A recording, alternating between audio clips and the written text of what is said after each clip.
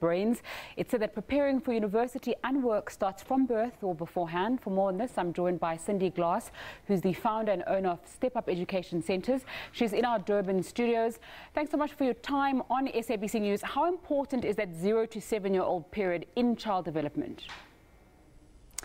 Good afternoon, Zenga. The early childhood development is absolutely essential. You must remember that children from a very, very early age, in fact, from the time they are born, are in extreme learning mode. So anything and everything that they do results in learning from them.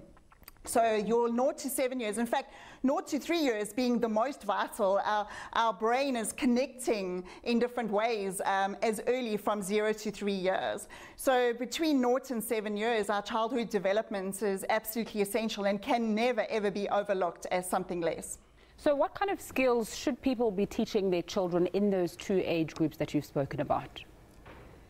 Well, we need to understand that children that are born to the human race need to learn how to interact, first of all, with other human beings, as well as use their bodies effectively. So gross motor skills, fine motor skills, spatial relation skills, those are all absolutely essential skills for our children to learn from a very, very early age. So we cannot just go straight into technologies from a very young age and expect our children to develop into rounded human beings that can function not only in a digital world, but also as human beings, one human being to another.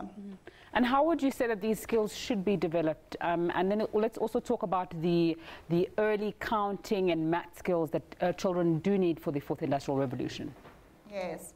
Well, I would say right from very, very young, children need to be exploring their world, even getting outside as much as they can.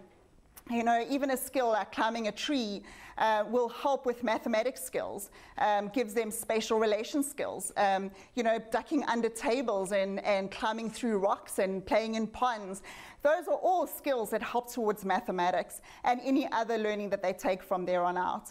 We must remember that children that build puzzles, children that engage in physical activities will develop all these important skills to help them further on in life. So many people think that it's most important to put their children in front of an iPad or a tablet very, very early on in their childhood, and yet what they don't understand is that they actually putting them at a disadvantage, because it has been proven that even graduates that leave university now struggle with fine motor skills and struggle with the career choices that they have that need those fine motor skills. So things like building puzzles, engaging in critical thinking activities are all absolutely vital to childhood development.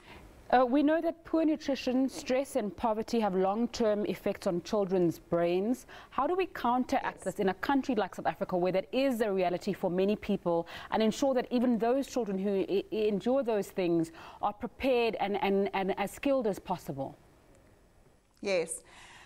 You know, in our country, we do have extreme socioeconomic challenges that we, you know, as you know.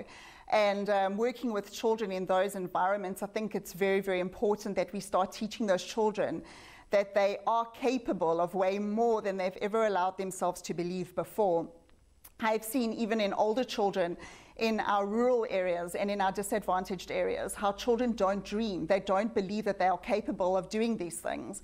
So one of the things that they can do is rise above their circumstances in believing that they are capable of these activities, and that they can dream and they can learn beyond the circumstances that they find themselves in.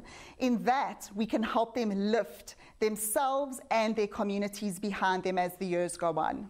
Cindy Glass, founder and owner of Step Up Education Centres from our Durban studio. Thanks so much for your time on SABC News. This brings us to the end of our program, which was a special focus on artificial intelligence. Do you feel like you've learned a lot and you've been more empowered with the big brains you've been speaking to, Nompumelelo? Absolutely, absolutely. And I think what they're telling us is that we need to get the basics right. We need to be able to read and write. We need to get our foundation right. And technology is obviously a massive boon for us. We need to be globally competitive, and so therefore we need to get the basics right. Yeah, certainly quite an interesting one. Look, on the other side of this entire story, right, of the fourth industrial revolution, you do have drones which have seemingly put airports to sleep in some regions, and sadly that is the sad part of it, right? But it's being aware of just how much this can impact certain parts of, whether it be your economy or certain parts of your businesses as well. This is what I think we're saying in the beginning of the program. Klaus Schwab saying that it's both going to be very good, but there's also lots of dangers coming. Yeah.